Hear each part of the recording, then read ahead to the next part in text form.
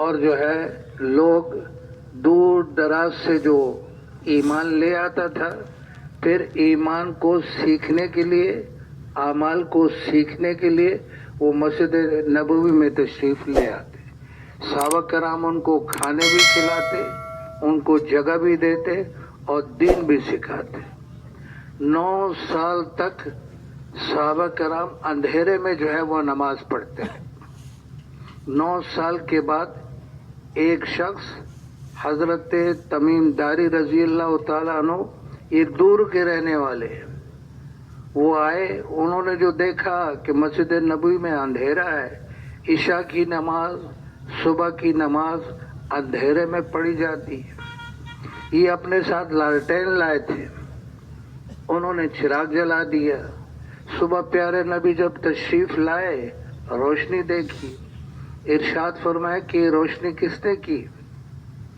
صحابہ نے عرض کیا کہ ایک شخص آیا ہے، تمیم داری اس کا نام ہے، اس نے یہ چراغ جلا دیا، تو اسے بلایا گیا۔ پیارے نبی نے پوچھا کہ آپ نے یہ چراغ جلایا ہے؟ اس نے کہا جی ہاں میں نے جلایا ہے۔ تو پیارے نبی اتنا خوش ہوئے، اتنا خوش ہوئے، فرمایا اگر میری بیٹی ہوتی میں تمہارے نکاح میں دے دیتا۔ 9 سال کے بعد چراغ جلا ہے، جبکہ ایمان کی روشنی مشرق، مغرب، شمال اور جنوب میں پہنچ رہی تھی، اس کی کرنیں جو ہے وہاں پر پہنچ رہی تھی، اور جو ہے مسلمان ترقی کرنے لگے، آس پاس کے جو لوگ تھے وہ بھی آنے لگے، مسجد نبوی آباد ہونے لگی۔ اب کفار کو یہ بات پسند نہیں آئی کہ ہم تو انہیں ختم کرنا چاہتے تھے اور یہ دن بدن جو ہے وہ ترقی کرتے جا رہے ہیں۔ وہ مل کر بیٹھے اور انہوں نے مشورہ کیا کہ اس کو کس طریقے سے جو ہے ان کو نقصان پہنچایا جائے۔ تو انہوں نے یہ طے کیا کہ ایسے کرے کہ ایک قافلہ تیار کر لے تجارت کا، اور وہ جو ہے شام کی طرف جائے اور جو ہے تجارت کا مال خریدے بیچے، بہت سارا نفع کمائے، اور وہ جو نفع کا پیسہ ہوگا اس سے ہم جنگی آلات خریدیں گے، تیر خریدیں گے، تلواریں خریدیں گے، نیزے خریدیں گے، اور پھر جو ہے مدینے پر حملہ کر کے مسلمانوں کو ختم کریں گے۔ یہ ان کی اسکیم تھی، اور اس میں عورتوں نے، مردوں نے، بچوں نے جتنا جس کی پونجی تھی وہ لگا دیا۔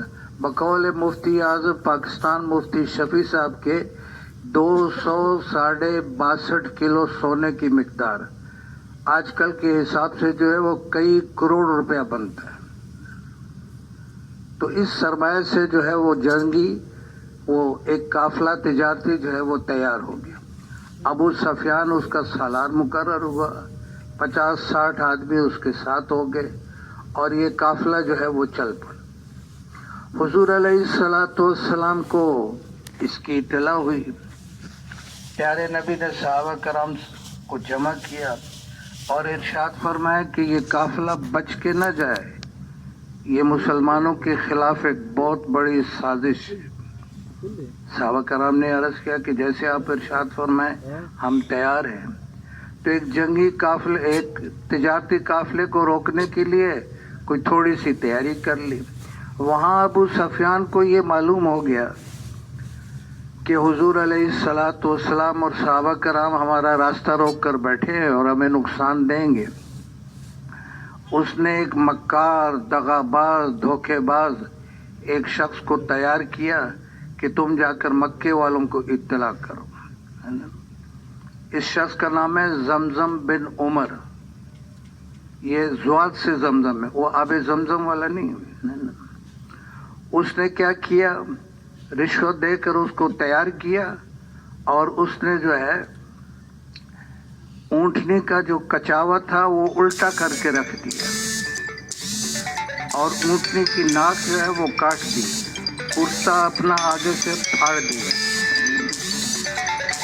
اچھا، یہ ہیت اس نے بنا دی، اور اس ہیت کے ساتھ جو ہے یہ مکے میں پہنچ۔ عرب کے دستور میں یہ ہیت بنانا، یہ شکل بنانا انتہائی خطرے کی گھنٹی تھی. جیسے اللہ نہ کرے کوئی ملک کبھی ہمارے اوپر حملہ کر دے تو ہمارے فوج والے جو ہے وہ سائرن بجائیں گے کہ بھئی اپنی جانوں کو بچاؤ، بچوں کو بچاؤ، گھروں کو بچاؤ. تو یہ خطرے کی بہت بڑی گھنٹی تھی. اور یہ جب پہنچا تو ایک کھلبلی مچ گئی، عورتیں تک چیختی ہوئی باہر آ گئی. کیا ہوا؟ بولا تمہارا قافلہ بھی گیا، تمہارے آدمی بھی گئے. اب اس کے اوپر جو ہے ایک جنگی لشکر جو ہے وہ تیار کر لیا گیا. ابو جہل کی سرکردگی میں تیروں کے ساتھ، تلواروں کے ساتھ، نیزوں کے ساتھ، کھانے والے سارے سامان کے ساتھ یہ بدر کی طرف جو ہے وہ روانہ ہو گیا. حضور علیہ السلام کو خبر ہوئی کہ تیاری تو کی ہوئی تھی ایک تجارتی قافلے کو روکنے کی، اب ایک جنگی لشکر آ رہا ہے. تو حضور علیہ السلام نے صحابہ کرام کو جمع کیا اور ارشاد فرمایا کہ اب بتاؤ، تقاضا تبدیل ہو گیا. جیسے آج ہمارے یہاں ہے نا کہ ایک چلا تو لگانا ہے اپنی تیاری کے ساتھ، چھٹی ہو جائے، گھر کے کام ہو جائے، پھر چلا لگا لیں گے. ایک تقاضا ریونٹ کی طرف سے آ گیا کہ بھی فلاں ملک میں جماعت بھیجنی ہے اور فوراً بھیجنی ہے، سمجھے نا. تو اس کے لیے تیاری کے بغیر جو ہے فوراً جو ہے وہ جانا ہے، سمجھے نا. تو حضور علیہ السلام نے ارشاد فرمایا بتاؤ کون کون تیار ہے.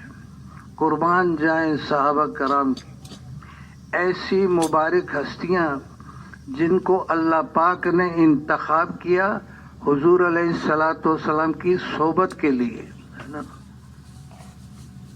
تو صحابہ کرام نے عرض کیا کہ اللہ کے رسول آپ غم نہ کھائیں، ہم آپ کے دائیں بھی لڑیں گے، ہم آپ کے بائیں بھی لڑیں گے، ہم آپ کے آگے بھی لڑیں گے، ہم آپ کے پیچھے بھی لڑیں گے. اگر آپ حکم دیں پہاڑوں سے چھلانگ لگا دو ہم اس کے لیے تیار ہیں. اگر آپ ارشاد فرمائیں سمندر میں کود جاؤ ہم سمندر میں ڈوبنے کے لیے تیار ہیں. ہم وہ قوم نہیں ہیں کہ جا تو اور تیرا خدا لڑے، ہم تو یہی بیٹھے ہوئے جو بنی اسرائیل نے کہا تھا. آپ بالکل غم نہ کریں. تو حضور علیہ السلام بہت خوش ہوئے. تعداد گنی تو 313 تھی. ارشاد فرمایا اصحاب طالوت کی تعداد اصحاب جالوت کے مقابلے میں 313 تھی اور اللہ پاک نے فتح نصیب فرمائی. اب یہ لشکر جو ہے وہ چل پڑا. یہ 313 ہے، وہ 1000 ہے. یہاں اسلحہ کم ہے، ادھر اسلحہ پورا ہے. یہاں کھانے کا سامان کم ہے، وہاں کھانے کا سامان پورا ہے. تو یہ لشکر جب وہاں پہنچ گیا، اب دونوں لشکر آمنے سامنے ہیں. قبیلہ غفار کے 2 شخص جو ہے وہاں سے گزر رہے تھے. وہ کسی طرف سے نہیں تھے، نہ صحابہ کرام کی طرف سے اور نہ جو ہے مکے والوں کی طرف سے. انہوں نے جو دیکھا 2 لشکر آمنے سامنے ہیں، جنگ ہونے والی ہے، تو وہ پہاڑی کی چوٹی پہ چڑھ گئے کہ یہ لڑائی ہوگی، ہم تماشا دیکھیں گے. یہ دونوں جو پہاڑی کی چوٹی پر پہنچے تو انہوں نے دیکھا کہ گھوڑے کے ہنہنانے کی آواز آ رہی. انہوں نے جو اوپر نگاہ اٹھا کے دیکھا تو ایک براق، ایک گھوڑا جو ہے نا آسمانوں سے نیچے اتر رہا ہے اور غیب سے آواز آئی ہیزوم نیچے اتر. ہیزوم جبریل امین کے گھوڑے کا نام ہے. تو غیر مسلموں نے اللہ پاک کی مدد کو اترتے ہوئے اپنی آنکھوں سے دیکھ لیا. اس میں ایک جو ہے وہ دہشت کی وجہ سے اس کا تو جگر پھٹ گیا، وہ تو ادھر ہی ڈھیر ہو گیا. دوسرے نے اپنے آپ کو سنبھالا، بعد میں یہ ایمان بھی لے آیا تھا. اب دونوں لشکر آمنے سامنے. یہ دنیا کی عجیب ترین لڑائیاں ہیں. بدر ہے، خندق ہے، احد ہے، یہ عجیب لڑائی ہے. تو احد کی لڑائی عجیب ترین اس وجہ سے ہے کہ اپنے اپنوں کے ساتھ ٹکرا رہے ہیں، رشتہ دار سے ٹکرا رہے ہیں. غیروں کے ساتھ لڑنا آسان ہے، اپنوں سے لڑنا جو ہے یہ مشکل ہے. ہمارے یہاں ایک وزیر تھے اور قوم کے سردار تھے، ان کے جو سیکرٹری تھے ہمارے ایک سید صاحب تھے. اتوار کے دن ان کو ٹیلی فون آیا، اتوار کے دن، کہ شاہ صاحب میں گاڑی بھیج رہا ہوں، آپ جلدی سے میرے بنگلے پر آ جائیں. تو شاہ صاحب نے کہا کہ سردار صاحب آج تو اتوار ہے، ایک چھٹی ہوتی ہے، ہمارے بھی کام ہوتے ہیں، دفتر تو بند ہے، کیا ایسی ضرورت پڑ گئی ہے؟ تو سردار صاحب نے کہا کہ دفتر کا کام نہیں ہے، میرا اپنا بیٹا جو ہے وہ کلاشنکوف لے کر چھت پر کھڑا ہے مجھے مارنے کے لیے. میں تو سردار ہوں، وزیر بھی ہوں، ابھی پولیس کو ٹیلی فون کر دوں گا تو کڑی لگا کر لے جائیں گے، پھر چھڑانا بھی مجھے ہی پڑے گا. آپ آل رسول ہو، آپ کی وہ بڑی عزت کرتا ہے، آپ تبلیغی ساتھی ہو، تو آپ آ کے اس کو سمجھائیں. وہ شاہ صاحب وہاں پہنچے اور اس کو جا کے کہا تمہیں شرم نہیں آتی؟ باپ قوم کا سردار ہے اور وزیر ہے اور تم اس کو اس طرح بے عزت کرنے پر تیار ہوئے ہو. پھر اس کو اتارا اور اس کو کہا کہ بھئی معافی مانگ باپ سے. تو اپنوں سے لڑنا جو ہے وہ بہت مشکل ہے.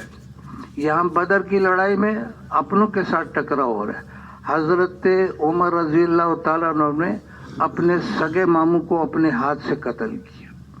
ابو عبیدہ بن جراح، ابو عبیدہ صحابی رسول، جراح کفار کی طرف سے،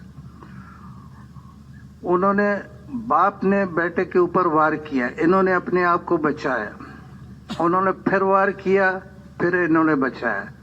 تیسری مرتبہ جو باپ نے تلوار اٹھائی، انہوں نے تلوار کھینچ کے ماری، باپ کی گردن اڑا دی. ابو بکر صدیق رضی اللہ تعالیٰ عنہ کا بیٹا ان کے مقابلے پر آ گیا، بعد میں یہ ایمان لے آیا. تو ابو بکر صدیق رضی اللہ عنہ سے عرض کرنے لگا کہ ابا حضور، بدر کے میدان میں آپ میرے ٹھیک نشانے پر آ گئے تھے، لیکن میں نے آپ کو باپ سمجھ کر چھوڑ دیا. تو ابو بکر صدیق رضی اللہ تعالیٰ عنہ نے کیا ارشاد فرمایا؟ مفہوم کہ اگر تو میرے نشانے پہ آ جاتا نا، میں نے تجھے نہیں چھوڑنا تھا، میں نے تیرے ٹکڑے ٹکڑے کر دینے تھے، کیونکہ تو اس وقت اللہ کا دشمن، اللہ کے رسول کا دشمن اور ہمارا دشمن تھا، اس لیے ہم نے نہیں چھوڑنا تھا. تو اللہ رب العزت نے فتح نصیب فرمایا. ابو جہل ملعون جو ہے وہ مارا گیا، بچوں نے زخمی کر کے پھینک دیا تھا، مرا نہیں تھا ابھی تک. عبداللہ ابن مسعود رضی اللہ تعالیٰ عنہ وہاں سے گزرے، انہوں نے دیکھا یہ ابھی تک زندہ ہے، انہوں نے تلوار کھینچی اور سینے کے اوپر بیٹھ کے حضور علیہ الصلوۃ والسلام نے ارشاد فرمایا مفہوم کہ ہر پیغمبر کے ساتھ اللہ نے ایک فرعون لگایا. وہ ہم تو یہی سمجھتے ہیں کہ ایک ہی فرعون ہے، وہ موسیٰ علیہ السلام والا نا. پیارے نبی نے ارشاد فرمایا ہر پیغمبر کے ساتھ اللہ نے ایک فرعون لگایا، اور میرے ساتھ جو فرعون لگایا گیا نا، وہ فرعون موسیٰ سے بھی زیادہ سنگ دل تھا، زیادہ. اس فرعون نے تو جب ڈوبنے لگا تو کیا کہا؟ میں ایمان لایا موسیٰ اور ہارون کے رب کے اوپر.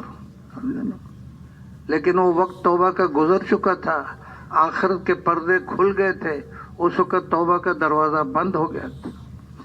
تو جب عبداللہ ابن مسعود رضی اللہ تعالیٰ عنہ اس کے سینے کے اوپر بیٹھ گئے تو یہ کچھ ہوش میں تھا، پوچھنے لگا کون؟